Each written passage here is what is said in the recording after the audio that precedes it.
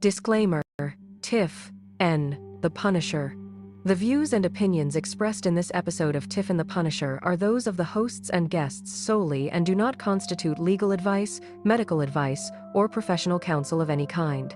This content is produced for educational, informational, and advocacy purposes only.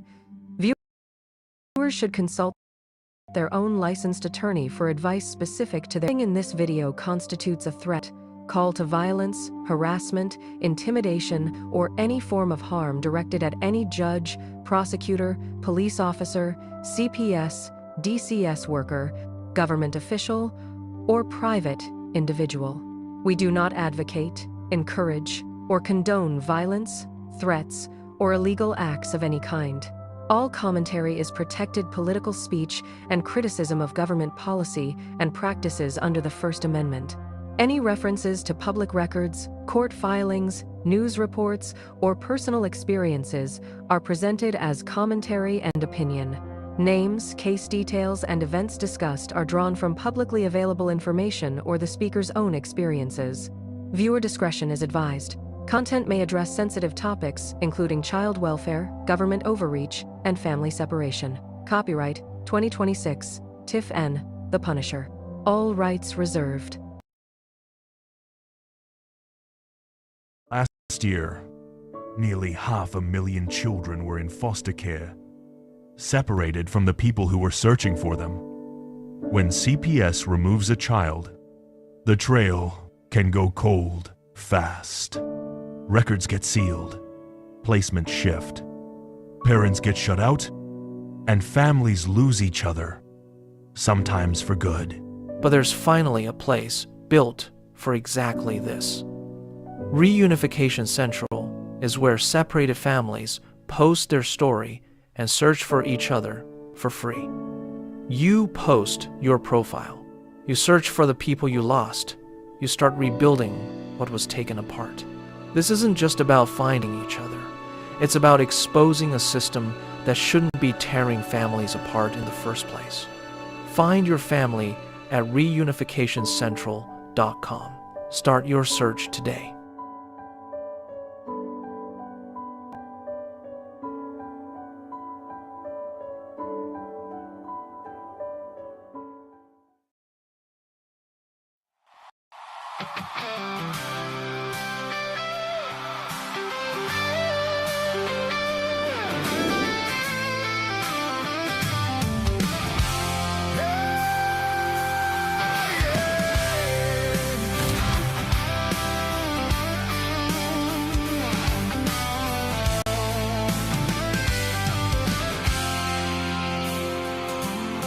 They are taking our kids every day, a child a minute, no one has a thing to say for those who have been isolated.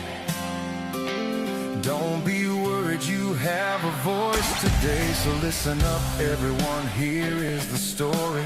Child Protective Services is real. CPS is what they call it. They want our kids because it fills a lot of people's wallets.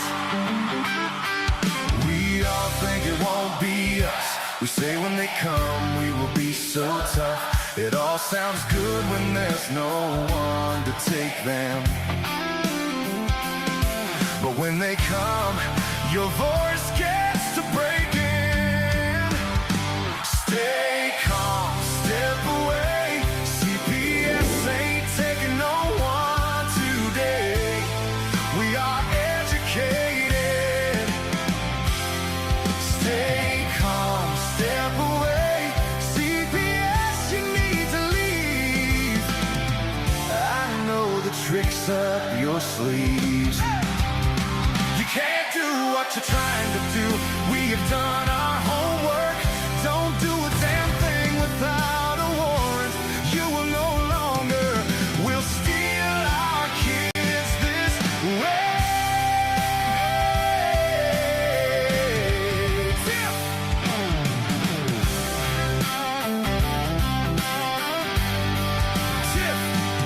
TIFF and the Punisher have come for the calling. They are giving us the CPS warning. Their voice is loud and clear. stop losing our kids this year. TIFF wants to fight the entire planet. She's tired of our kids being taken. God damn it. She's been fighting CPS for 30 years, bringing children home from this disgusting mess. The Punisher screaming out loud about a CPS and tear it down. I want all our kids to come back. Look at all those kids' pictures held up by TIFF. Together we are stronger than we need. We will tear down CPS with hot speed. We will do so much being together. The birds of a feather flock together. So watch out, CPS, here we come. Picking you off one by one. We promise to bring back the family and prosecute the caseworkers unhandily. So give us back the kids you have taken. Sending you all on a vacation. The one with bars in the windows and the only games you play are on Nintendos. Corruption in courts, here we come. We won't stop until it's done. You judges need to learn what you stand for. This is TIFF and the Punisher Warrior.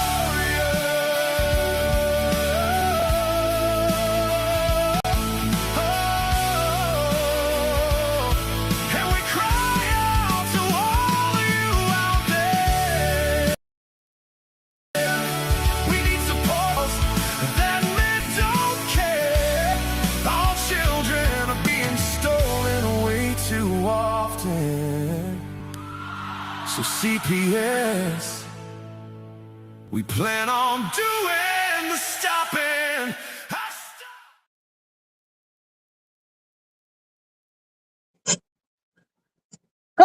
Can you say hi to everybody? Say hi.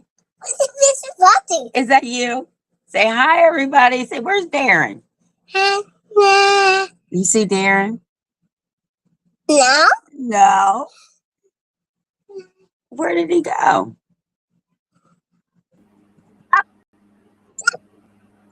Hey, little man.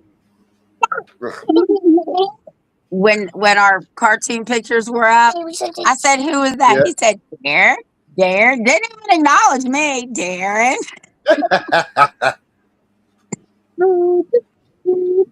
Baby shark, baby shark.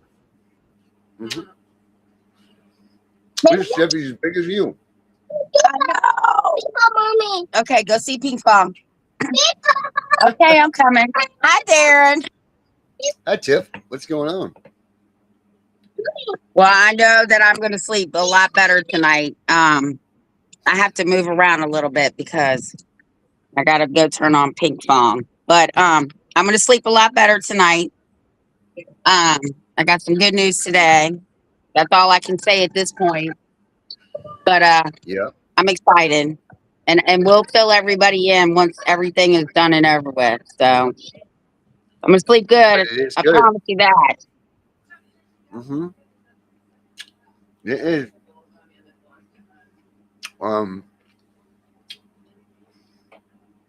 Whew. Well, Are you eating a what pickle? do you think we should talk about? Popsicle. I had a popsicle. Man, what is going on in the world of CPS today? You know what I think today we should do? We haven't done this in a long time. I think we should go to the Pull up movies today. our people that talk about us. Mommy. Yeah, let's do that. Let's see what's going on in the movies. Let's get the current up-to-date, what the hell's happening in the CPS world. Let's see what the greater good of the people are talking about here. Actually, you know what would be even better? You know what? I'm going to change pace here. Sorry about that, guys. You know our friend Derek in Fostering Reality? He's just not getting enough. And there's just not enough people watching what he's doing, and people need to be paying attention to what he's doing because his stuff is right on point. If you guys haven't heard of him or haven't seen him, well, you're going to now because I'm going to play his most recent video for you guys, and then we can talk about it. Oh, sweet. He just did one. Okay, cool. I think this is his, yeah, this is the ad for his new manual, but let's watch the medication pipeline exposed video here first. This guy is just phenomenal, guys. And if you are watching this now, make sure you stay here and watch this. If you are watching it later, make sure you stay here and watch this, because this guy is the shit. And everything he's doing is just amazing. So let's do this one here. Now, look at what the Government Accountability Office found when they examined prescription rates for children in foster care. Here's GAO-12-201, December 2011. 5 states analyzed. Foster children prescribed psychotropic medications at 2.7 to 4.5 times the rate of non-foster children on the same Medicaid program. Same payer. The GAO found hundreds of children on 5 or more psychotropic medications simultaneously. They found infants under 1 year old being prescribed psychotropic drugs. Infants. GAO-13-15, December 2012, ACF's own survey data. 18% of children in foster care on psychotropics versus 6.2% of non-foster medicated children. And children in group homes and residential treatment facilities medicated at 48% versus children in standard foster homes at 14%. Same federal agency, same data set, 3 times the rate, based solely on the placement type. GAO-14-651T, May 2014, the congressional testimony. The same findings delivered directly to Congress, and that T designation, that means testimony. This data was handed to elected officials in a formal hearing. They've already got it on the record. They already know. That was in 2014. Then a decade later, a 2023 study published in the Journal of Child and Adolescent Psychopharmacology analyzed nearly 400,000 children on Medicaid and found that children in foster care had 6.8 times higher odds of being dispensed a psychotropic medication than their non-foster peers. That's after controlling for age and actual mental health diagnoses. The system itself is a variable, not the child's condition. The overall rate for foster children is now sitting at 35%, while the general Medicaid pediatric population runs around 8%. The same study found that foster children were significantly more likely to receive these medications with no documented mental health or developmental diagnosis at all, meaning that they're medicating the placement, not the pathology. The study's authors were Keefe, Cummings, Smith, Greenlee, and Van Horn out of Baylor College of Medicine and Texas Children's Hospital, published May 2023. Massachusetts, November 2024. Performance audit of the Department of Children and Families found children receiving dosages exceeding FDA maximums, lack of documented consent, failure to renew court orders for antipsychotics, and incomplete medical records across nearly all examined case files. The audit explicitly found that DCF couldn't even verify whether children were receiving therapy alongside their medications because the data systems weren't connected. So, you've got kids on 5 or more drug classes and nobody in the system can confirm whether anyone's also providing therapy. And that's not a documentation problem, that's a feature. Then, March 16, 2026, the HHS Office of Inspector General officially launched Project OEI 0726000130 titled Treatment Planning and Medication Monitoring for Children in Foster Care Receiving Psychotropic Medications. And their own announcement stated that 10 years after their last review, high rates of psychotropic medication use among children in foster care remain concerning. 10 years, same problem, new project number.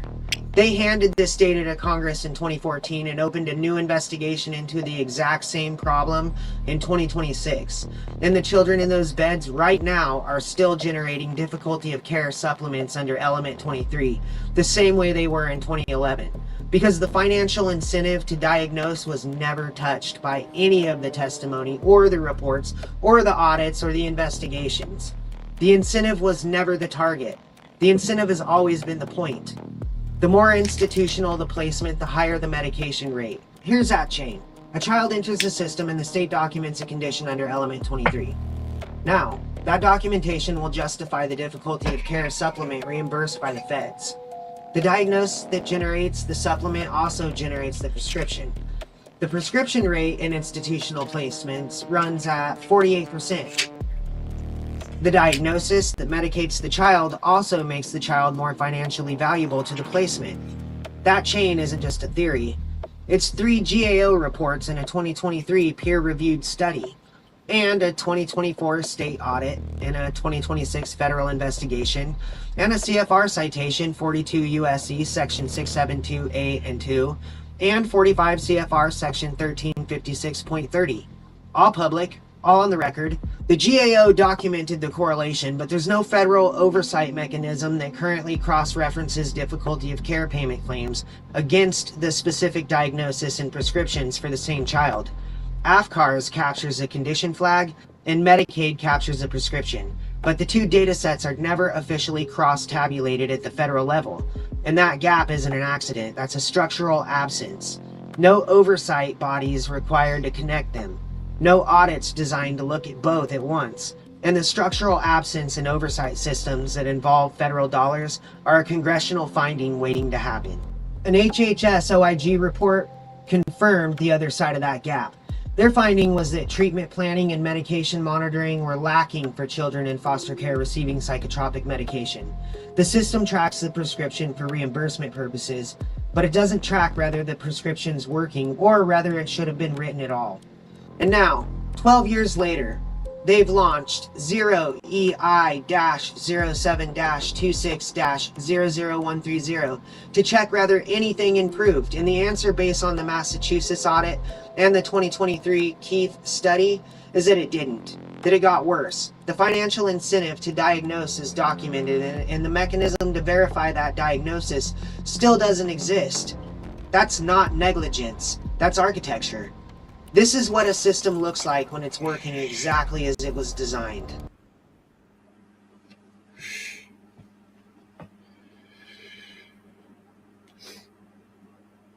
Holy smokes. Did you hear all that, Tiff? That's fucking disgusting. That's 30, what was it? 35% he said of foster kids are medicated, and the average is 8%. Yeah. And I think that one was 48%. Yeah, we'll have to go back, but it's a lot. It is a lot. Compared to what the kids in regular America are getting. That's disgusting. Who puts like you said, who puts a 1-year-old on these drugs? Are you kidding me? They could kill these kids.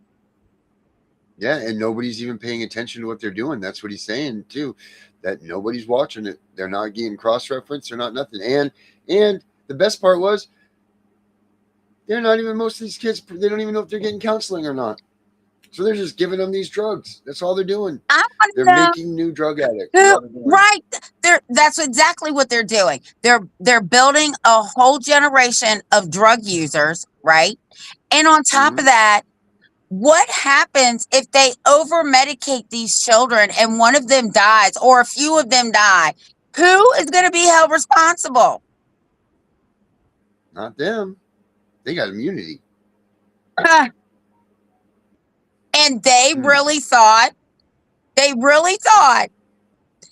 I was going to let these people corrupt my grandchildren. Are you kidding me? All incentive based. Just like you said, they're worth more money when they're medicated. But no one's paying attention to that, right? Every kid does ADHD and they need Ritalin and all that stuff, don't they? Well, yeah. Here's so he's created his field manual, and you guys need to check this out. I've seen it. He's gone over it with me. This thing is freaking amazing. Wait till you see this. You guys listen to this. Yeah. They had a file on me before I had a name. Hey guys, the goal for the system Decoded has always been to get it into the hands of parents for free. That hasn't changed. We're scaling towards that now. Jane and I specifically designed this manual so that it could be purchased with money, grants, donations, and organizational purchase accounts that have already been set aside for educational materials and family support resources. We also took every single step we could through peer review, cross-referencing, and attorney counsel where applicable to make sure we kept this inside the lane it was built for. This isn't legal advice. This is system architecture and system engagement. I was born into the foster care system. I never really got the chance to know my mom. She was young and she had real struggles. Then the stress of CPS was stacked on top of all of it. My dad was in prison when I was born, but when he got out, he managed to fight for me for about 6 years before the weight of the system finally crushed him. So I watched my family get legally shattered right in front of me. That's why Jane and I made this manual. This is for the kid tonight who's desperately trying not to forget the face of his mother. My parents couldn't have afforded a $90 consultation with an attorney or an advocate. They would have had a hard time coming up with $71 for this manual. That's exactly why we made sure this thing is worth far more than the price of one consultation. This is a 462-page physical system run book built around the 22-month walkthrough. It shines light into every corner of the machine. It's organized so that you don't have to absorb the whole system at once. You can focus on the moment you're standing in right now while still being able to look ahead month by month, week by week, and understand what's coming next. We didn't design the system decoded for only one type of person. Depending on whose hands it's in, it becomes something different. In the hands of an attorney or a legal aid office, it becomes organized litigation architecture, a current federal framework, state-by-state material, sourced cited records, documentation pathways, and a way to see the case architecture in one place. In the hands of a civil rights organization, it becomes a rights exposure map, showing evidence pathways, preservation points, record building opportunities, and where systemic patterns begin to surface. In the hands of an effective advocate, it becomes a system runbook, a stage-by-stage map that can help them understand where a family is in the process, what comes next, what should be documented, what should be preserved, and where the family needs to fit inside the larger machine. It was designed so that one capable advocate could use the same manual across multiple families without turning every case into a guessing game. In the hands of a lobbyist, policymaker, or reformer, it becomes legislative failure schematics. It shows why years of reform can keep missing the machine itself. It connects policy to downstream impact and shows where laws, funding structures, procedures, and system incentives actually land on real families. In the hands of a caseworker or a mandatory reporter, it becomes a view of the process from the other side of the file. It shows what those entries, referrals, case plans, assessments, and decisions look like after they become somebody else's life. And in the hands of a parent, it becomes system engagement, the back-end map the system never gave you. Advocacy group, family support program, or any organization that already has funding set aside for educational materials, please reach out to us. And if you've got any questions at all, reach out. fosteringreality3@gmail.com, www.fosteringreality3.com. That's his new book. And it is awesome. I need that thing book. is awesome. And I'm pretty sure it's coming to us, Tiff. I need that book. I'm pretty sure he's sending it to us. It's really cool. It's got coded the pages, because there's so many pages in it. They're color coded, so you know which sections to go to. It's just badass, and it's something that everybody needs to have. His way of looking at things is way different than anybody else's. Like, he looks at the system as the machine, as he calls it. He doesn't play the games. Like, he doesn't do like we do, like we talk about the Constitution and the rights and all that. He actually he teaches you how to break apart their processes, like what they do, when they do it, how they do it, and how the computer works and all of that. And it's awesome. So I think between our new book that we're coming out with, CPS for Dummies, and his book, I think that we might be able to stop these bastards. I hope so. Just saying. Is the book on Amazon yet? Ours? Not yet. I had a couple of problems with it. With the publishing thing. I had to change a couple of things publishers didn't like. So hopefully within the next couple of days it will be there. Okay. But like I said, and I'll honor that again, I will give anybody out there that wants the copy of it before it hits the publishers. If you guys want it, you can say it in this chat and I'll send it to you. We'll send it to you. I'll email it. Well, can you send me the updated version? I've read the other one. Now you said you updated it, so I need the updated version now. Yep, and now you'll need the updated version. Oh, well, then wait till it's completely done then, because I'll just be wasting. Oh, it's done. It's done. They just have to relook at it. That's all. I will wait till it's relooked at and approved. All right. Do that, because I got to keep printing that. You know I'm blind. Yes, it's a page letter for her. Yeah, no, the Fostering Reality one. Yeah, you can go to fosteringreality3.com, I believe is his website. Let me look here. I'm pretty sure it's Fostering Reality 3. Fostering reality3.com. Let's see. Yep, fosterinreality3.com. Yep, and the book thing is right here. It's back from review, officially in print, now available. Yeah, so you can go to fosterinreality3.com and you can see his stuff there. You can get his book there, guys. I'll put it up in the chat here so you guys can have that. Make sure you guys go and check out his stuff, because he's got video upon video upon video that's just awesome. So make sure you guys do that. Facts Over Lies in the house. How are we doing, dear? Erica's here. Jess and Harley's here. Louie and Susie are here. Erica's here. All of our family's here, so that's great. And then we got some new people, it looks like. So that's cool. Welcome, guys. Hey, make sure you guys go to Tiff and the Punisher. It's Tiff and the Punisher on Facebook.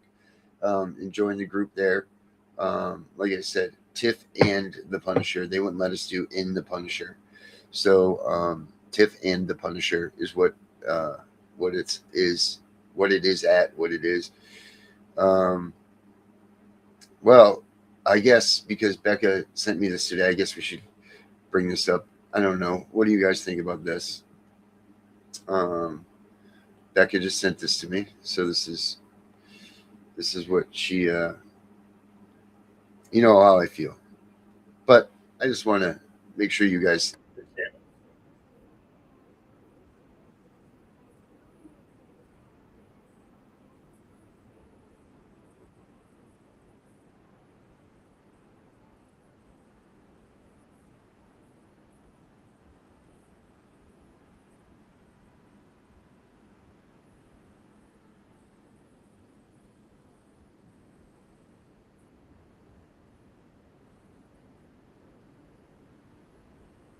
Why is she smiling when she says that? First of all, why is she smiling and laughing while she's saying ripping families and kids apart? Darren, we didn't get to see the video. It never popped up. Oh, come on, really? I just got enraged by myself? Yes, you did. Oh, my God. All right, here we go.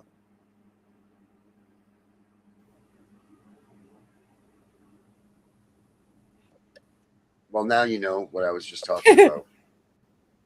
Snatching my kids like it's all just a game. Call it protection, but it's pure abuse. Locking up families, what's your excuse? Trauma for breakfast, served with a smile. Judges making their pockets worth the while. Thanks for the scars, they'll last a lifetime. While you sip coffee, your life is a lie. What a masterpiece, your judicial art. Ripping hearts open, keeping parents and kids apart. You rip hearts open, keeping parents and kids apart. You rip apart, call it the law, inflicting that pain and I can't even watch any more of that. I cannot even watch any more of that. And I know we don't usually do this stuff, but man, oh man, I am so tired of these people. Now, this is someone trying to make money off of this movie. That's exactly what that is. That disgusts me. It makes me sick. You can't even watch that. And that'll be the last time I ever talk about that woman. That is terrible. I can't believe that she was sitting there laughing. I can't believe that she's making a joke out of this. I can't believe any of this stuff. It's ridiculous. My God. My God. I cannot believe that. And that's the spokesperson for the movement. That's the one that wants to speak for the movement. From the Sean Ryan Show, guys. So that's just absolutely ridiculous. But in other news, guess what, Tiff? We had some hope today, right? That you said. And let's pull that up. Let's pull that video. It's in your messenger. All right, let's take a look there. Let's see what seems like our government is possibly getting it a little bit, maybe. I mean, when you have the head of DHHS come out or HHS or whatever they call it now, come out and say things. Let's see. Is it an article or a video clip, Tiff? It's this article, right? It's an article. Yeah. All right. So here we go. Right here. Boom. I'll put it up. Dun, dun. There we go. Right here. RFK Jr. unlocks. Hold on a minute. Let me get this out of the way for you guys. Sorry, guys. Doesn't want to get out of the way. Won't get out of the way. All right. Well, it says RFK Jr. unlocks federal funds to help parents battling addiction keep children out of foster care. And you know, this is my this is my area here, guys. I have a really soft spot for people with addictions and such. Oh, it does have a video clip. Cool. Let's see what this thing says here. Let's see what RFK has to say. To help parents battling Health and Human Services Secretary Robert F. Kennedy Jr. will unveil a new effort to help parents battling addiction stay with their children and receive community support. The initiative makes 2 peer support recovery programs available nationwide, allowing states to receive full federal reimbursement through the Title IV-E Prevention Services Clearinghouse. The goal is to help parents recover before addiction breaks families apart while reducing the number of children entering foster care. The programs include intensive in-home treatment for parents of children ages 0 to 5, along with weekly peer support. The second, the Wellness Recovery Action Plan, connects people in recovery with trained peer facilitators who help them navigate recovery and crisis. Iowa is the first state to adopt the programs. Officials say the initiative will also support family reunification for children in foster care while parents pursue recovery. The effort is part of the Trump administration's broader Great American Recovery Initiative. So that's cool. Let's see what this article says. RFK Jr. unlocks federal funds to help parents battling addiction keep children out of foster care, by Gabrielle M. Etzel and Christian Dadhock. Exclusive Health and Human Services Secretary Robert F. Kennedy Jr. will unveil a new effort Tuesday to help parents battling addiction stay with their children and receive community support, making family reunification a central piece of the Trump administration's broader push to combat the nation's addiction crisis. The initiative will make 2 peer support addiction recovery programs available to states nationwide, and crucially, allow states to receive full federal reimbursement for providing the services through the Title IV Prevention Services Clearinghouse. Senior administration officials told the Washington Examiner that the goal is to intervene before parental addiction breaks apart families, giving states more resources to help parents recover while reducing the number of children who enter foster care. Addiction tears families apart, Kennedy said in a statement. Recovery brings parents home and keeps children with the families who love them. Under President Trump's Great American Recovery, we are expanding proven peer support that helps parents overcome addiction, strengthens families, and keeps children out of foster care. Kennedy will make the announcement at an event at 3 p.m. Eastern at the Mercy One House of Mercy in Des Moines, Iowa. Alongside White House Senior Advisor for Addiction Recovery Catherine Burgum, HHS Assistant Secretary for the Administration for Children and Families Alex Adams, and Governor Kim Reynolds, Republican from Iowa. Iowa is the first state in the nation to adopt the new programs. The new policy announcement is the latest development in the Trump administration's Great American Recovery Initiative, led by Kennedy and Burgum, both of whom have been open about their personal struggles with drug and alcohol addiction, respectively. The Administration for Children and Families, a sub-agency of HHS, has determined that 2 new peer support interventions meet the evidence-based standards for addiction treatment that states can provide, which will be eligible for federal matching funds. Peer support programs pair people battling addiction with individuals who have firsthand experience navigating addiction and recovery. The first program, focusing on family-based recovery, delivers intensive in-home clinical treatment to support parents of children ages 0 to 5 by providing a weekly peer support meeting, ensuring children develop in a safe, substance-free, and stable home with their parents. The second program, the Wellness Recovery Action Plan, connects people in recovery with trained peer facilitators to help coach enrollees through recovery concepts and helps participants respond to and recover from crises. Since its launch in January, the Great American Recovery Initiative has emerged as a central piece of Kennedy's broader Make America Healthy Again agenda. In June, Kennedy and Burgum announced a $700 million investment to combat addiction and mental illness, on top of the $100 million project to combat opioid addiction that was announced in early February.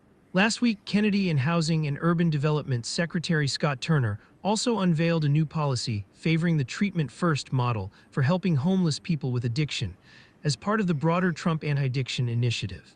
The two new recovery programs also expand the Home for Every Child initiative by attempting to keep children out of foster care and reunify children with their parents while they are in active recovery.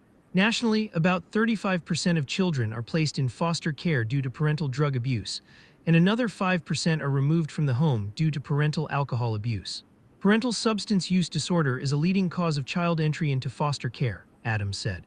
The Trump administration has already strengthened the suite of services available to both prevent and treat this disease, and today's action doubles down on evidence-based prevention by unlocking federal matching funds for proven programs that integrate peer support.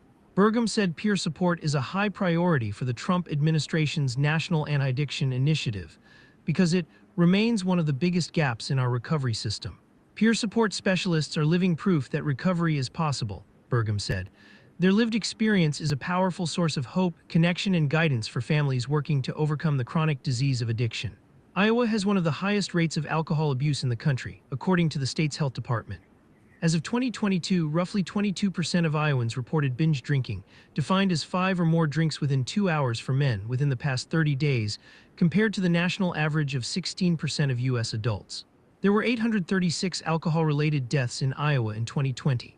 In addition to strengthening peer-to-peer recovery coaching programs, the initiative will also help the 3,058 children in Iowa's foster care system be reunited with their family members while they are in active recovery without jeopardizing the child's welfare. Reynolds said in a press release that she is proud her state is the first in the nation to adopt new peer support interventions for addiction recovery.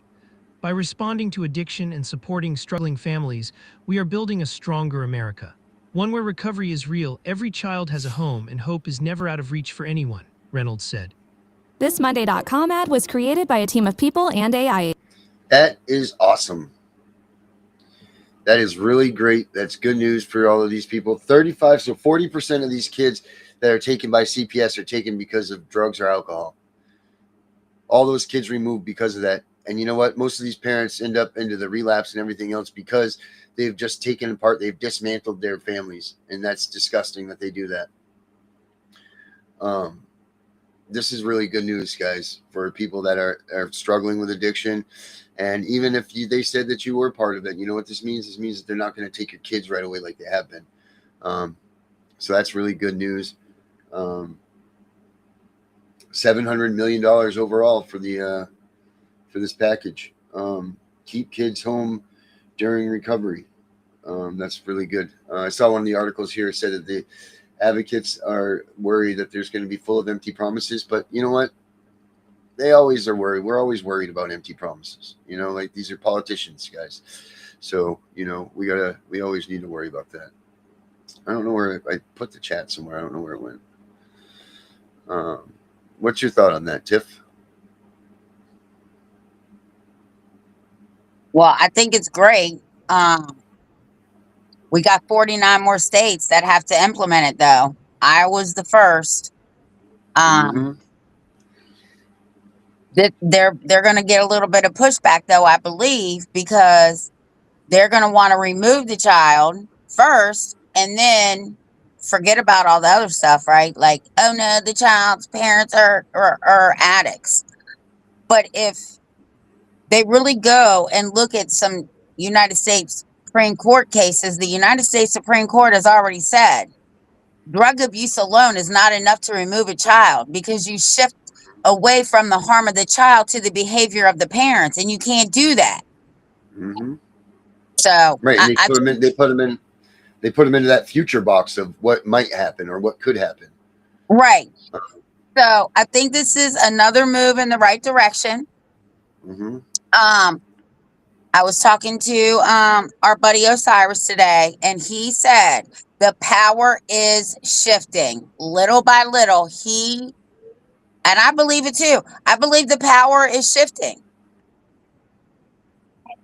I don't know. Yeah. You know, there's only so much that they can do. I mean, it's up to us to take the power back also. And that's, you know, Donald Trump has given us everything that he can give us. I mean, he's pretty much handed us a silver platter here and said, here you go, people. I can only go so far. I mean, he is the president, but we have action to take too. And it's up to people like us that are in this grassroots, that are in this lower level stuff, to start taking our rights back one by one. Start standing up to the local police department, start standing up to the city hall people, start standing up to these officials. If they do something wrong, you need to go out and put a color of law against them, sue them in 1983s. We're not saying rise up and, go to the police stations and take arms and go after them. I mean, I'm not saying that at all, but there are ways that we can still use our powers of the people against these entities and these corrupt government systems to make sure that we help put an end to this too. So it's not about violence, and it's not about acting out of the way. When you get stopped by a police officer, don't argue with them. You're never going to go anywhere. Wait, you got to get to the courts, and then you've got to argue this stuff, or you got to wait till after the fact and then get the fights back with them.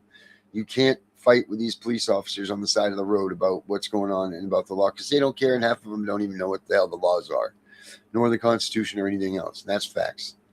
But when you get to the courts, and when you can go to the court first and be the one there when they've been harassing you, you can send cease and desist letters to these places. You can do a lot of things to take our power back that you don't realize that you have. And you guys need to start realizing and researching these things, because the power is, we are the people. The people are the power. And Donald Trump has given us this gift. Like him or not, whatever, you know what, your opinion's your opinion, and that's fine. I've got my opinion. Tiff's got her opinion. But what the facts are is he has done this. He has given the power back to the people. We just need to take it back. And that's what needs to happen there. So baby shark. That's what's got to go on there. Let's see, what else do we got in the news here? Justin, you want to come in tonight for a minute? You want to say what you guys have been up to, what you've been doing lately? I mean, you're on here, you're watching. You want to come in here and give everybody an update of what you got going on? If you wish, or anybody wants to come in and get in the box today, you know what? I'll put the link for the show up, and I'll put the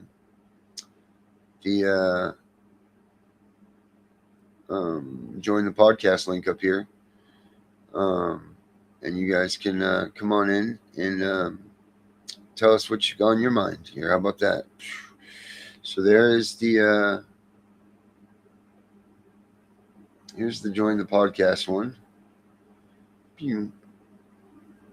All right, Justin, either tap that right there, tap that, baby, or I'll give you the link right here.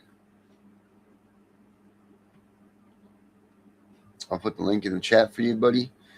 You can use this. So there you go, brother. We'll be waiting for you back here. Other than that, anybody else have any different news or anything that they have out there that wants to let us know what you've heard, what you haven't heard? Yeah. All right. So there you go. You need to, Erica, you need to contact your state, and you need to tell them that you want this stuff. This is a game changer for you in that case. Absolutely it is. I don't know how far it would go back, if it retros back or whatever. This is all new. TIFF dropped this on me today. I'll look into more of it. But, we need to, right, that's what they say, and that's ridiculous. Any person that knows anything about addiction, number one, knows that relapse is part of it. You're gonna relapse if you. And I don't mean to push that on, and that's not a free pass to go back and use drugs, but relapse. They say that you'll relapse 9 to 10 times before you finally kick your addiction.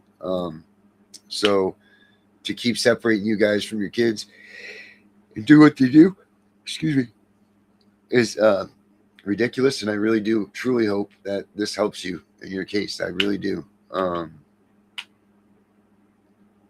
I said, I don't know how much this will go back into the cases, but it should retro it somehow, some way. So get a hold of your politicians and tell them to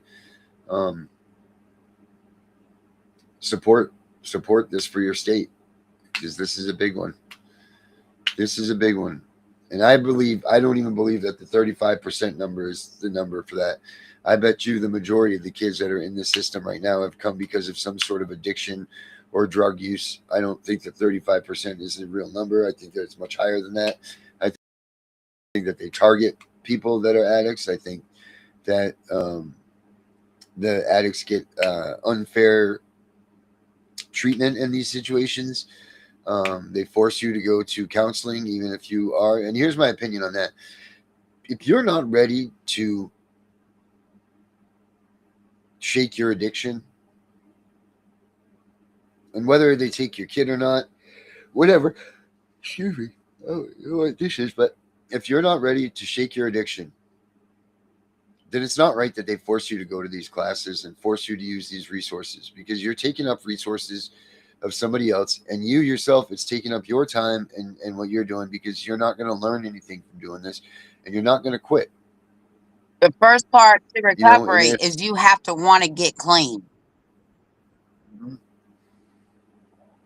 Yep, that's it. You're absolutely right. And if you don't want to, then, you know, tell them this. Tell them that you don't want to do this. Tell them that you're not going to do this. I know that it's hard, because when they take your kid, they almost force you into a situation.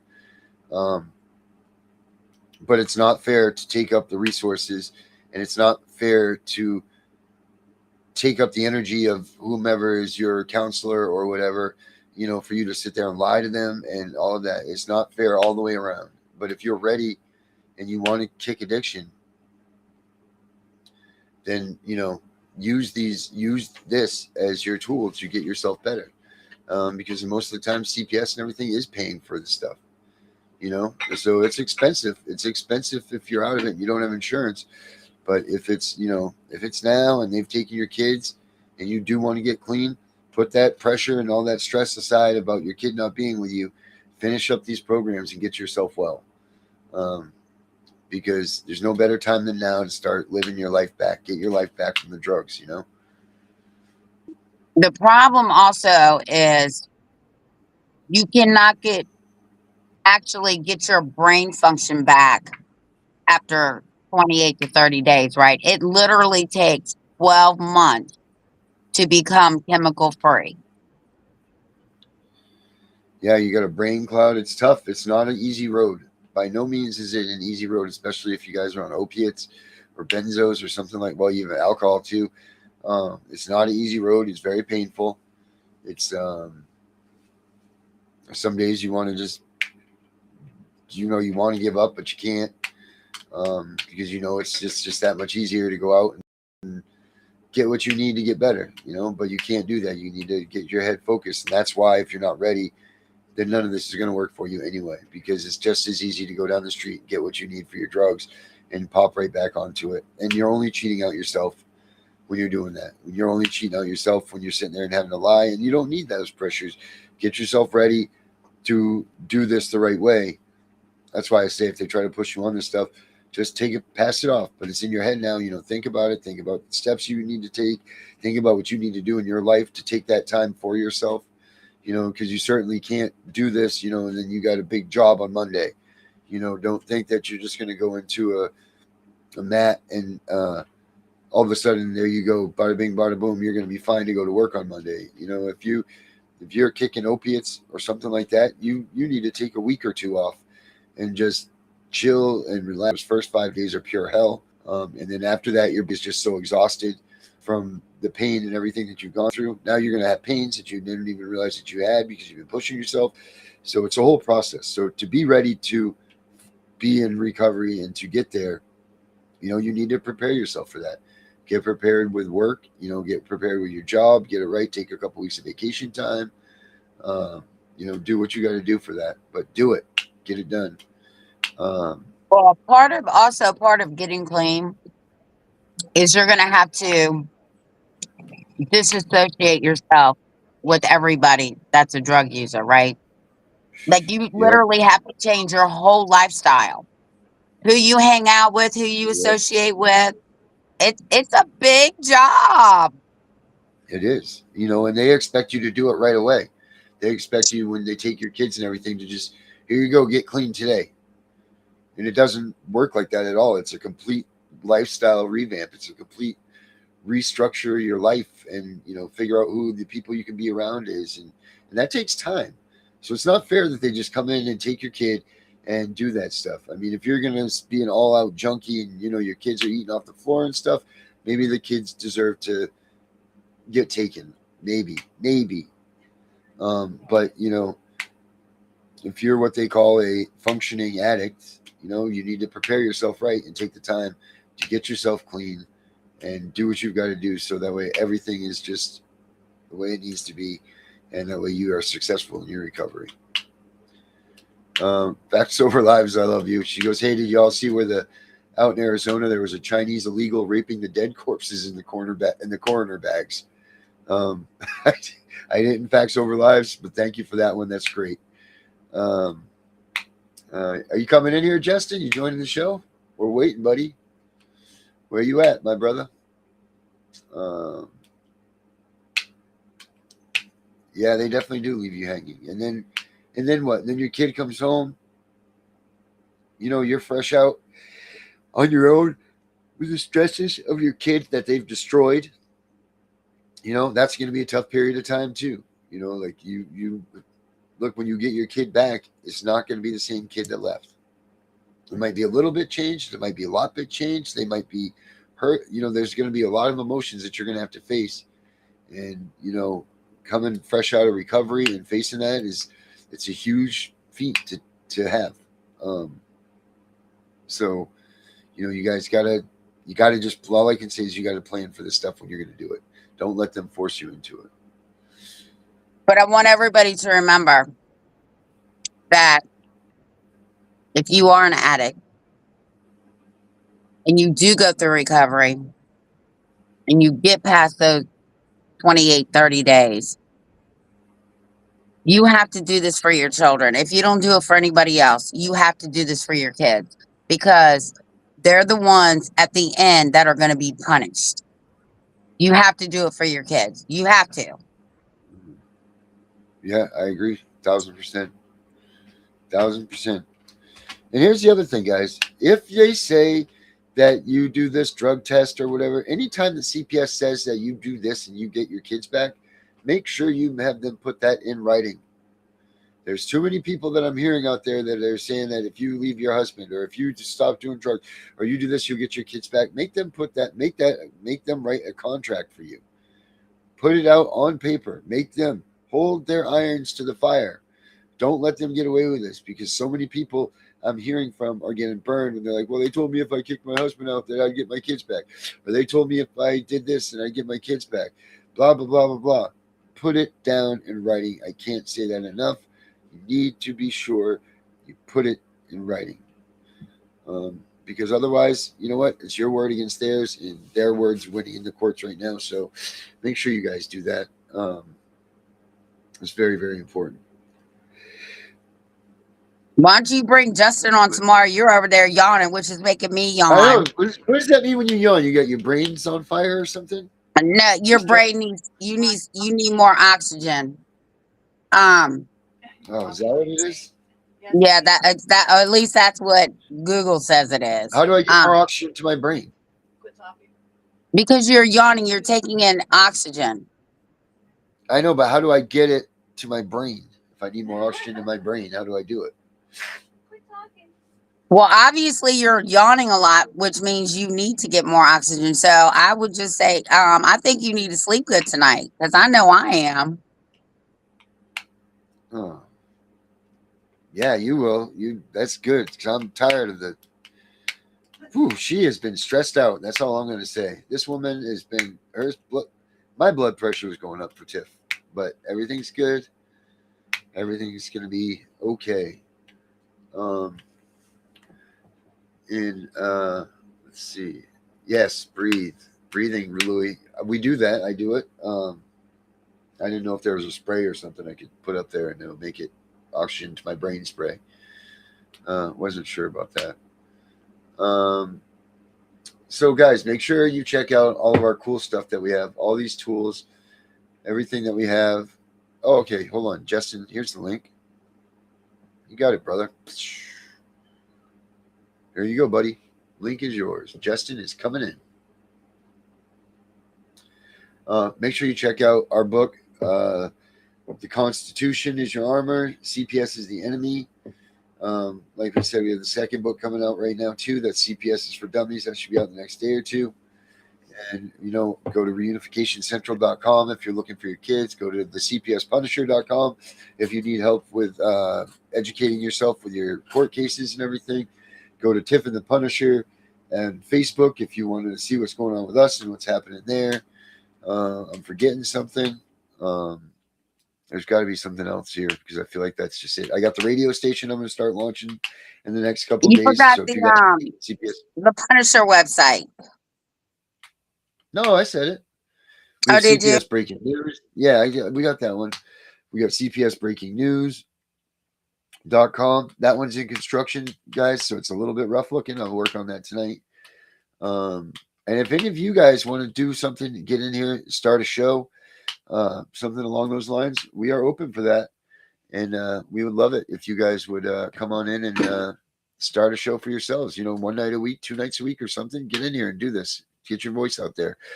Ladies and gentlemen, Justin Harley. What's up, Justin? How are you, brother? Oh, I'm hanging in there. As I get some other things done, some other things fall behind. Trying to juggle everything. Yeah, that's how it works, right? 1 step forward, 2 steps back. Yeah. That's what they say anyway. Get everything done. What do you guys got going on up there in Ohio? What's happening up in Ohio, brother? Come on.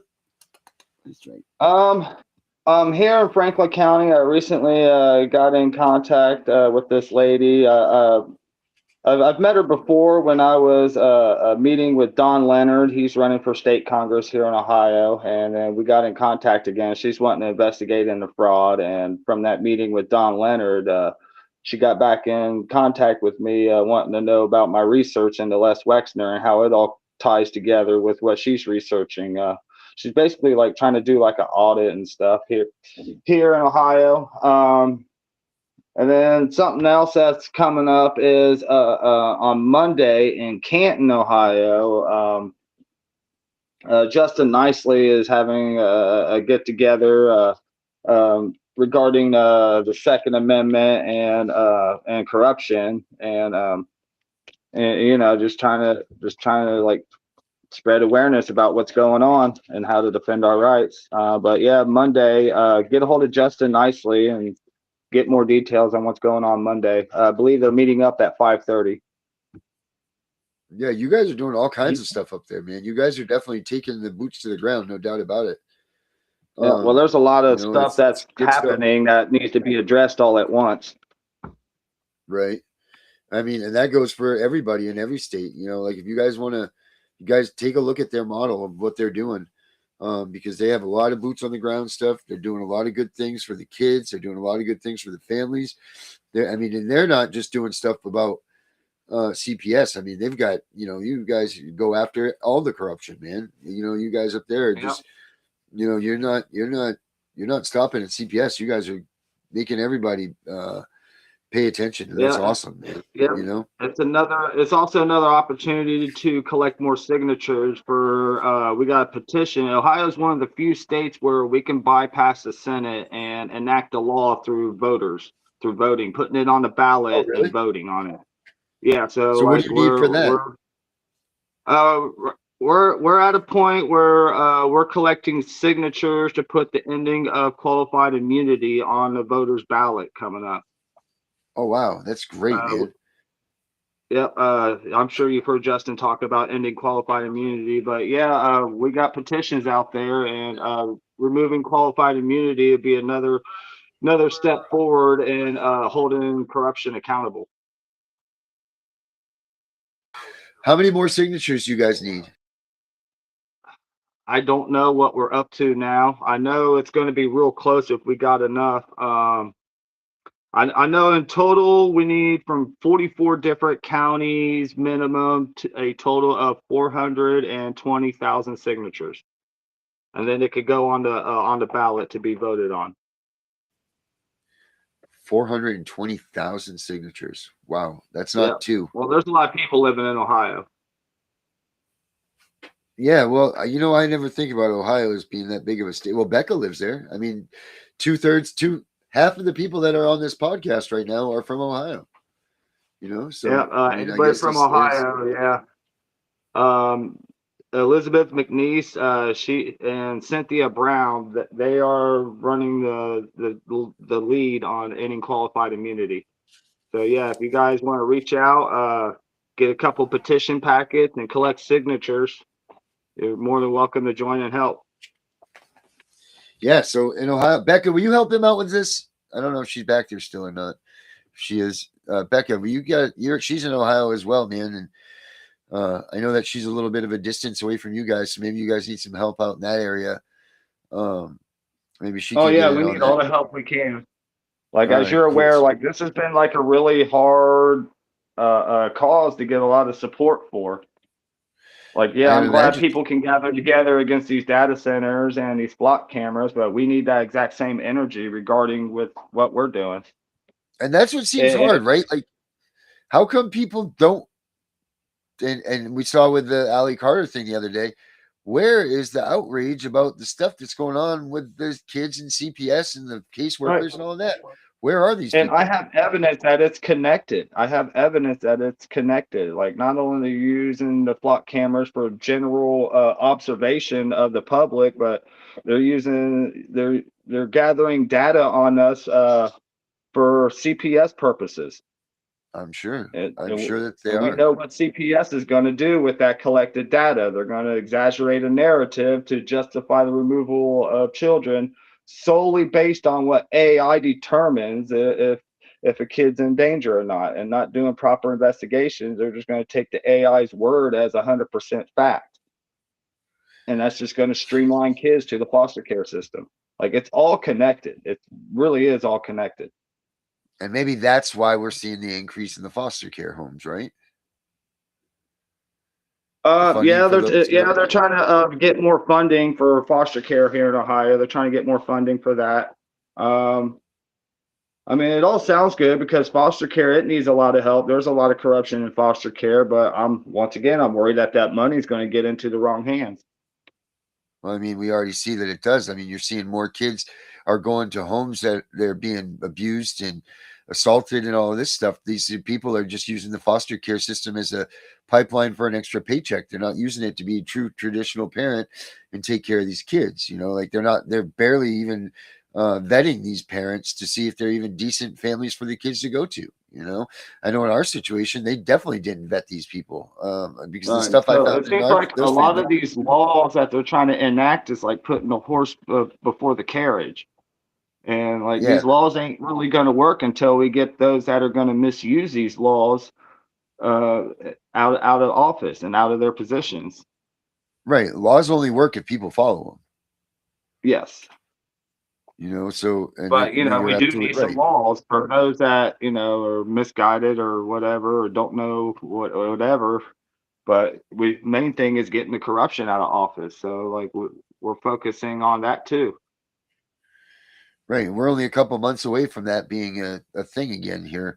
I don't know what everybody has in their different states, but the election time for something. Make sure you guys are paying attention. If you're not sure, go ask these candidates about what they stand for. Ask them about CPS. Ask them about when they do their campaigns, go meet with them. Mm-hmm. It's very important because the power of the vote still is a big thing. And as long as we can have it in this country, use it and use it effectively. Like just don't worry about what the media says, like, oh, they're scamming it and all that. You just get your ass to the voting booth and vote. Make sure that your name's down on that tag and that you did it. I suggest do more than just voting. Like I'm just a plumber trying to be a dad, but I've been able to meet up with people running for office, like Don Leonard. He's a candidate running for Senate. I've had an opportunity to meet with Vivek Ramaswamy, but my schedule didn't allow it. But I had that opportunity. I've contacted representatives, and you can get a hold of these people and set up one-on-one meetings and have serious talk about issues. Like there's more than you can do than just vote on things. Like you can actually set up in a professional setup in a manner, meet up with these people and Right. ask some serious questions and brainstorm some serious solutions, and then see where a lot of and be able to vet these candidates that are running for office. Are you seeing, are you bringing the attention to CPS and such to these candidates, or are they already aware of what's going on? Absolutely. Absolutely, I am. But are they aware? Are they aware of what's going on with CPS? Are they shocked when you tell them? Like, how's that going? No, because I wasn't the first one to tell them, but they do tell me that they have recently become aware. And as they talk more and more with people, especially in the areas that we work in, they're finding out more and more. Like 2025 was the year of spreading awareness, and word is really starting to get out now. It's just now everyone's like, well, what do we do now? Especially with everything else and all the other corruption and fraud going on that correlates with all this.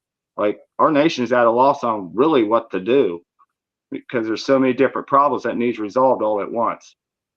Yep, there is. And you know what? Gunner's got some answers for that. Make sure you guys check out his show on Sunday. He's saying he's ready for the release of the original constitutional question and the brand new 7 more that he's got. So make sure you guys check him out on Sunday. Justin, what do you think the outcome of do you think CPS is going to take control of the narrative, to take control of the mainstream for this election coming up? Do you think that you're going to hear a lot about CPS in these local elections and everything, or do you think it's going to just still be a silent they umbrella everything under child trafficking. They umbrella all of those issues under that one term, and anything that's involved with child trafficking.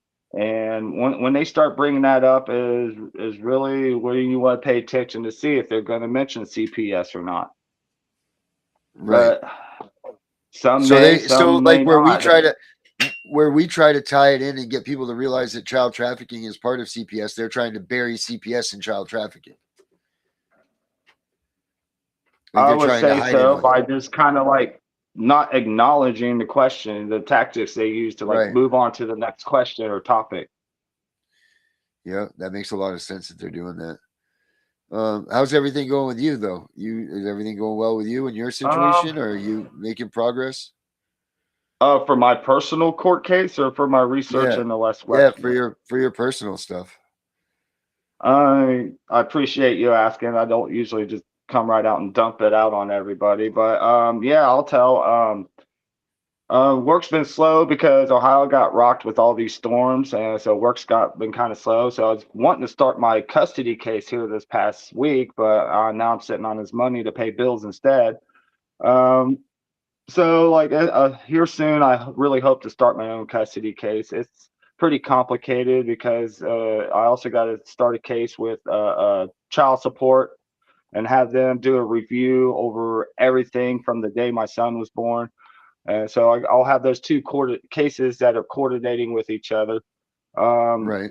But yeah, the sooner I could start that, because I'm hearing through the grapevine, my ex is wanting to leave the state with my son, and I won't see my son until I'm 18. So whether I'm ready or not, I need to get my case started so that'll at least lock him into the state.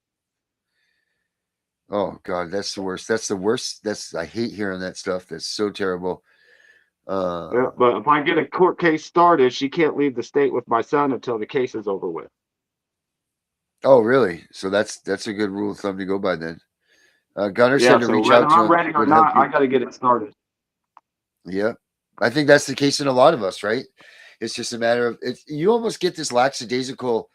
I don't want to say it's lackadaisical, but when you get in this fight mode, you almost forget about the fact that you have your own case and your own kid and your own thing that you got to go for. You're so headstrong in the movement or whatever you call this thing.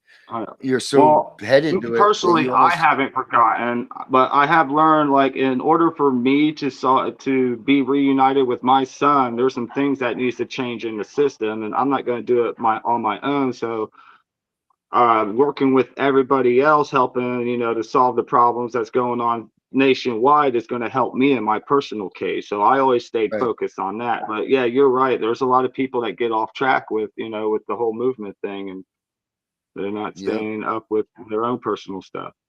Or they're on the opposite end of the spectrum where they're just case dumping or on everybody, their personal situation, and not really being focused on, you know, how are we going to help everybody. Like, for example, when I'm here on the show with you, I talk to you about your thing and what you're doing, and you know, Right. all the work you're doing, and I only bring Yep. up my personal information when you guys ask for it. And like, Right. you know, I understand everybody's going through trauma, everybody's looking for help, and everybody wants their kids back, but like, there's a time and place. There's a time and place for everything. Mm-hmm. Yeah, you know, like we all know that they're corrupt. We all know that this is happening. We all know that the caseworkers lie. We all know that they do all of this stuff. You know, like and I get it that it's important to you because it is your kid. But you're right. You know, like we all need to focus on this because we're not going to win without changing the bigger picture. You know, it's not, Yes, it's the just bigger going to be, picture. What is it? you know, right. And this is the point that you got to look at it. And I don't want to say be unselfish because it's not being selfish thinking about your kid, but you know, you got to go ahead, Tiff, or yeah. What we're all doing in all these states is putting the pieces together. So the whole picture is going to come to fruition because they can't ignore it anymore. It's too big. It doesn't matter if it's us or Joe Blow down the street. People are talking about it now, right? Like Yes. there's nowhere for any of them to hide anymore.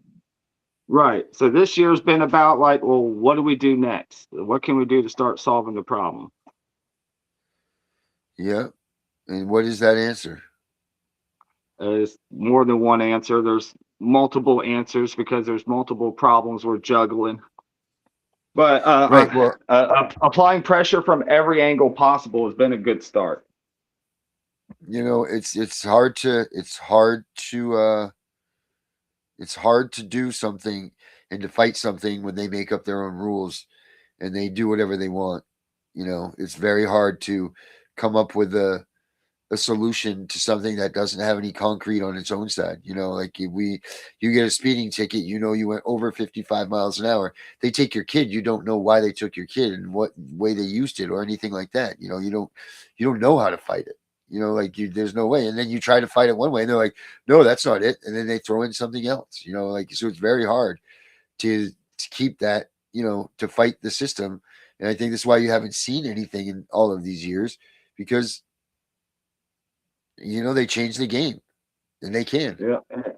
And that's why I started getting involved with all this because I learned early on that the system's corrupt. I can't trust the lawyer, so I'm going to be forced to litigate my own case and represent my son and his rights all on my own. But I know at this moment, or at least when I first started getting into it, that I don't know enough to litigate my own case. So like I started doing research, not just in the laws and how the courts work, but you know what other people have tried and what's worked for them, what hasn't worked for them, what laws are being changed. There's all the advocacy stuff going on, and I have learned a lot in a short amount of time.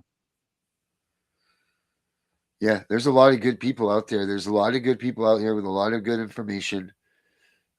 Just like the Angel Advocacy Association, they have a lot of good stuff. She's got a lot of great stuff. Charlene, she's here watching. Hey, Charlene. You know, there's a lot of great people out there. And you know what? I know I said that stuff about Meg, but you know what? If she comforts you and makes you feel whatever, then so be it. That's my personal. I just can't handle the fact that she's making a mockery of all of this stuff. You know, making it out to be like a showpiece. I know that we do that, but we do it in a different way. You know, like that just disgusted me, her video. Why are you laughing when you're saying they're breaking families apart? You know, like that just doesn't make any sense to me. And I don't know. I think that woman's a sham. She's not even having a CPS case. She just gave up her kids. So I don't understand what this is all about. But anyway, yeah. So that's cool. Well, Justin, that's good stuff, man. You got anything else you want to drop on everybody before we get out of here? Yeah, don't give up. Find people that you can work with locally. Pay attention to what your government's doing. Pay attention. Like we need to be watching them closer than they watch us, especially now. And everybody work together to learn together. Yeah, that's it. You know, if you've got good information, right, pass that on to somebody else. Do it. you know? Yep. I give away my research for free. Like anybody who wants to know Oh, how yeah, you know Les what? Wexner is connected to the family court system, that I give all that away for free. Here, speaking of that, there's the Parents Bible right there. Yep. Yep. Justin Nicely, he helped come up with that. In fact, he's been the main person who put all that together. But yeah, I've read through it. I definitely recommend it. Definitely some useful information. It's better to know this information before shit hits the fan than to try to figure it out when you're in the middle of going through it. Right, because when they get your kid, it's too late. You've already broken, you've already missed a couple of the freaking main things that you should have done, like, so that sucks. That's why education we need to get people educated prior to, so people know, they see it when it's coming, yeah, that's it. But cool. Tiff, Or you got anything maybe else? their siblings are going through it with their kids, Right. Like We maybe need to your just- uncle or aunt going through this. Right. We need to figure out how we get people paying attention to this stuff before CPS comes. We need to figure that out. We need to figure out that how are they picking these families out? What are they looking for? Like all of those things. That's what we've got to figure out. Because that'll be the nail in the coffin right there, is when we can figure out Right. what the It's definitely a preemptive. tough topic to talk about. And Afroman's kind of been an inspiration on how we could spread awareness. So, like, I'm willing to use the First Amendment any creative way we can think of. And I like what Afroman did. Put it on the internet. Yeah. Like You guys just you did write that, all didn't kinds you? of songs for your show. Yeah, I have over 3,000 songs that I've written for different people. As a matter of fact, I got a Garza. I did a whole album for him. I'm getting ready to give that to him over the next day or two. So he's got his own album. It's called 43. So he's got that coming to him here in the next couple of days. So he'll be psyched about that. Look forward to hearing that. Yeah, it's good, man. It's honestly, it's really good. I'm getting better at this. I'm getting better at making the music. It sounds like real music. It's not, it's not just being thrown together. So it's good stuff. And I got the radio station coming out there. I'm trying to get up this week. I got so much that I'm trying to do. We're doing everything we can to utilize the First Amendment in any and every way possible before it has to lead to the use of the Second Amendment. Like, nobody wants that, but where do we draw the line at? But, all we can do is keep doing what we can. Yes, sir. All right, guys. Well, thank you for being in here. Make sure you guys check out the Parents Bible. There's a lot of good information in that. Click on that little QR code there and boop, you'll have it. So we'll be back tomorrow night, same time, same place, doing the same thing. Till we see you then. Oh, wait. Hold on. We want this one. It's this kind of night. Have a good night, everybody. Charlene's heard me singing.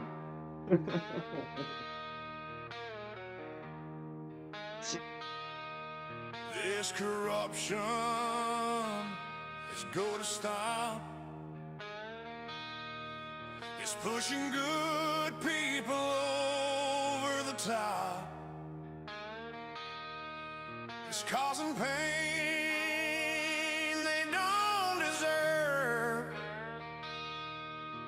These fucking judges, what a nerve. I can smell the smoke in the air. People losing their lives every day. We can't stand for this bullshit game.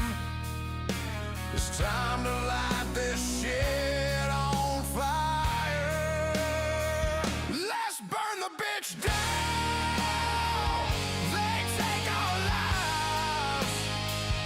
Let's burn the bitch down. It should be no surprise.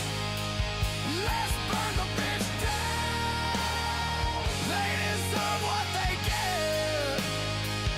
Let's burn the bitch down. There is no regret.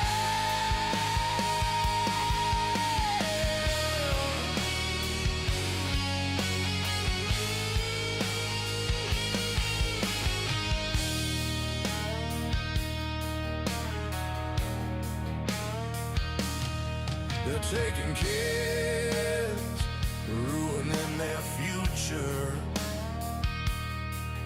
making dads run scared through the fire.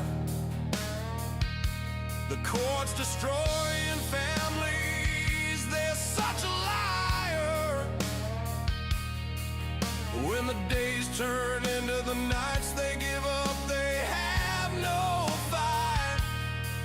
When you break the man, you take his soul.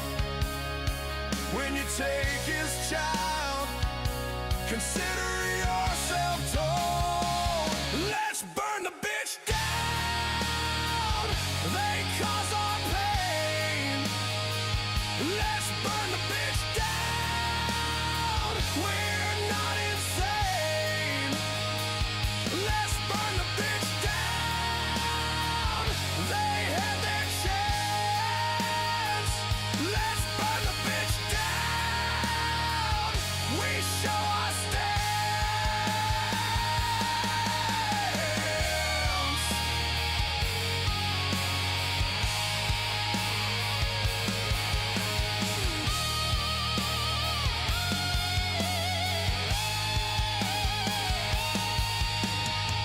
We won't stand for this anymore. Here I am, let's settle the score. I don't wanna bust your balls. Your Honor, you need to fall. You lie almost every day. Pissed off parents are on their way. You can get away with this anymore. I'm scared when they pound on the door. You think this is a joke? You'll know better when you smell the smoke. We won't stand for this anymore. We are parents headed to war. Let's burn the bitch down.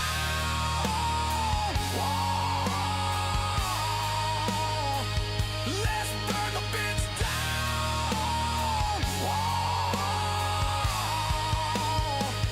Let's burn the bitch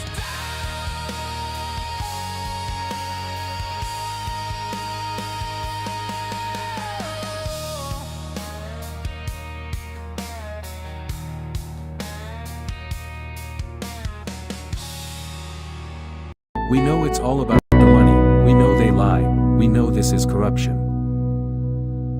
Does CPS know what they are doing to the children?